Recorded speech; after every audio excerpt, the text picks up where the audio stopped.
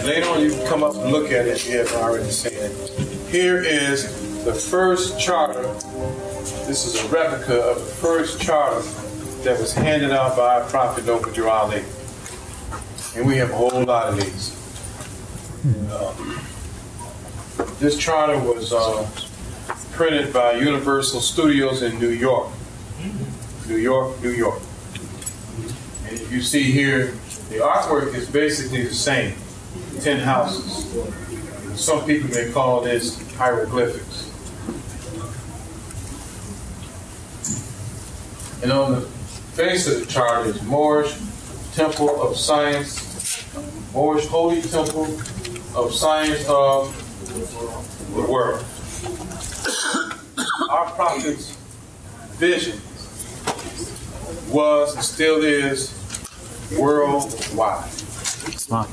Worldwide. The guns are the same. You read these. He imposed a picture of himself, the face, to put in the picture of the person who's already here with a white turban on. Does anyone know what the red stuff is behind the prophet? The fire. Fire. Is that right? So why is he standing in front of the fire? Anybody? He's holding back the fire. And he said, the European is causing me fight. He said, but this is me and my father's fight. Because he didn't want to give it up. What our prophet did was so significant in getting us back the things that we had lost, that was taken away from us. And we gave away a lot of it. You have to get the mindset to think that as a people. And Brother Jose Pinete Bey, he had lost.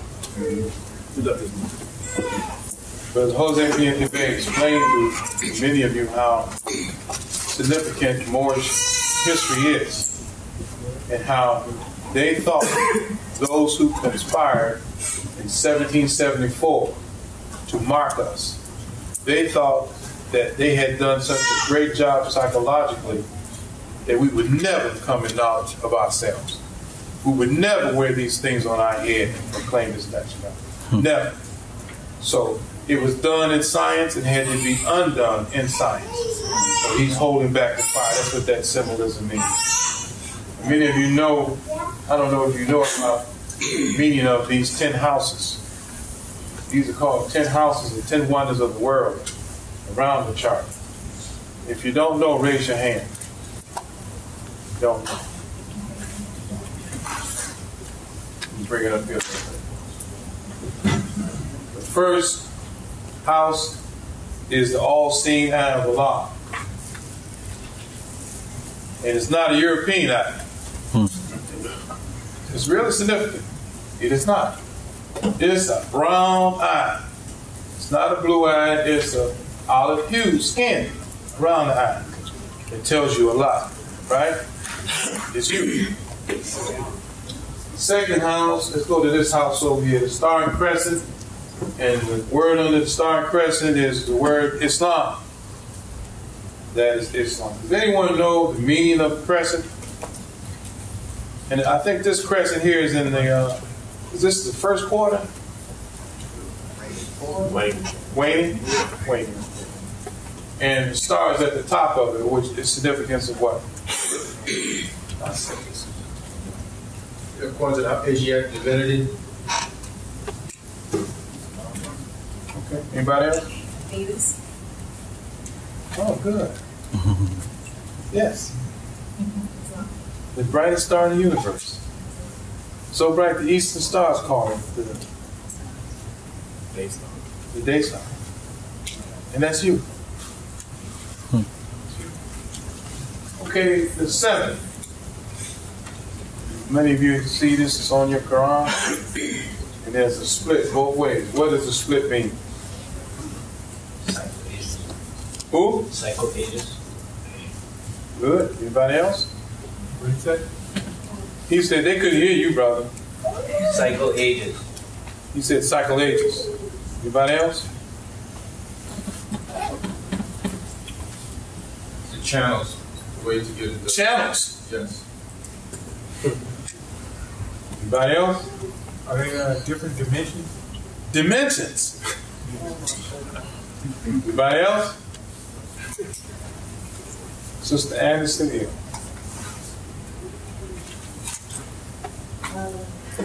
Help them out, sister.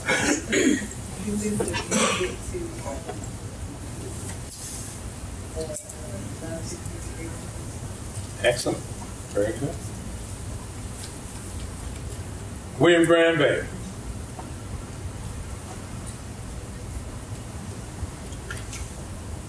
Seven ways in, 7 ways. Y'all heard that? No. 7 ways in, 7 ways out. What is 7 anyway, the number 7? What is the significance of the number 7? Who? Perfection. Anybody else? 7 eyes of Allah. 7 eyes of Allah. Okay, get down. Anybody else? Who said what? 7 Elohim. 7 Elohim. Okay, get down. Anybody else? 7 days represents Allah. 7 days of creation. Who's that? It represents Allah. Allah. How about the 7 eyes of Allah? In which direction is it going, Carter Bey?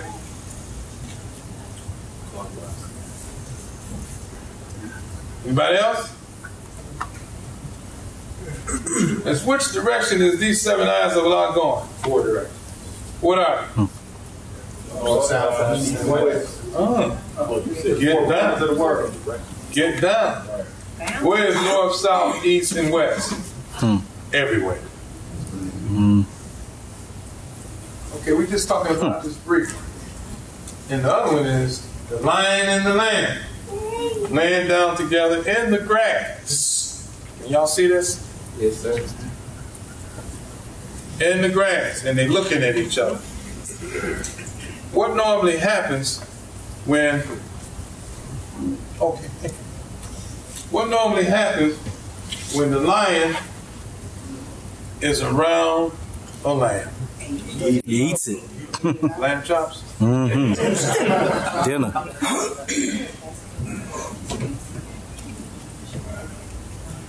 Yeah. Right there.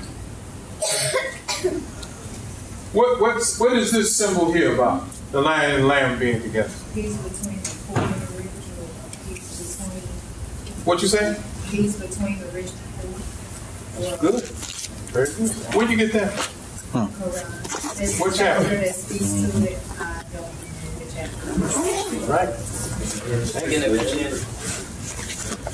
It's the holy unity between the rich and poor. Okay. What chapter is that in? Christianity. 46. Who said 46? Anderson Hill? Everybody with that? The lion and the lamb. Why is this important for the lion and the lamb to be in harmony? What does the lion represent? Wrong. Who said wrong? Is he right? I don't agree with that. As one of them, he ain't gonna never tell you wrong. Lion is the rulers and the rich. Yes. I didn't say that. Prophecy. So what does the lamb represent? The poor. No, that's Dr. McStuffing's sidekick. Lammy, remember Lammy? You gotta have Lammy. If you don't have children, you wouldn't know about Lammy and Dr. McStuffing. You don't know what your child is a young lady now. The fictitious character is Dr. Stuffing. He takes care of all the stuffed animals. Is that right? When they get sick, she put a bandage on them and she talks. Yeah. Well, the one who assists her all the time is a lamb, and she calls him Lammy. So it's just an inside joke. So this is harmony between the rich and the poor. What about this house here? This is the Sphinx. Anybody know anything about the Sphinx? Who said knowledge? Yeah? Anybody else? Sphinx. We represent the higher self, overcoming the lower self. Very good. Anybody else? I'm gonna call y'all out now if y'all don't say nothing. Y'all better hurry up and start talking. This Carter, they hungry. Is that the house of the... You can't ask a question. House of the... You can't answer a question by asking one. That's Sister Anderson. She be hitting the mark all the time. Sphinx. Where is the Sphinx at? That's where the first schools were. In Egypt? Very good.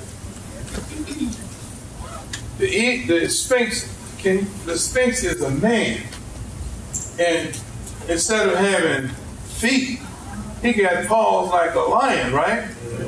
His paws. It wasn't until 1886 that they removed the sand to even find out that he had paws. Wow. That's the same year that what? The prophet Noah was born. Then they saw the paws. So the Sphinx would be representative of what? There you go. This house here. 2 Asiatic hands. So, please come. Stand up. This is what they're doing, right? They done.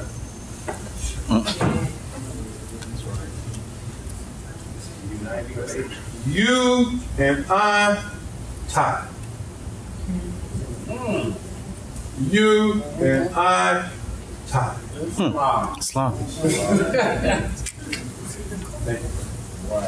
So who's the tie with? Who's the tie with? That's it. That's it. The Asiatic nations. So would that be the Japanese? Yes. Absolutely. Would that be the Chinese? Yes. Would that be the Hindus? Yes. Would that be the Egyptians? Yes. The Nicaraguans? The natives of San Salvador? Yes. This series and many others can only be found exclusively on Amexem. Quickly sign up with our 3-step process to get started. The link to access your trial is in the description below. We'll see you in the next chapter. Peace and love.